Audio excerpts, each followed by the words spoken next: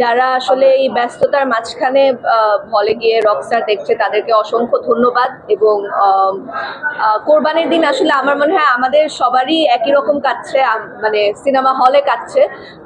So এটা আমি ভীষণ এনজয় করি, সেই সাথে চেষ্টা করি পরিবারকেও সময় দেওয়ার। বাট এখন যেহেতু রকস্টার আছে, তো এখন আপাতত রকস্টার উন্মোদনাই কাটছে আমার কোরবানি। প্রতিটা সিনেমার আগে আমি ভীষণ নার্ভাস থাকি। সো হ্যাঁ, কিছুটা তো নার্ভাস, তবে আমি নার্ভাসনেসের সাথে এক্সাইটেডও, কারণ নতুন কিছু দেখতে আমার সবসময় ভালো লাগে। সো আমি এক্সাইটেড অ্যান্ড নার্ভাস।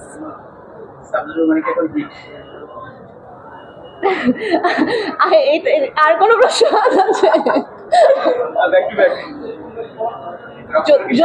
যদি রকস্টার হিট হয়, এটার পুরো ক্রেডিট আসলে ফুল টিমের ক্রেডিট।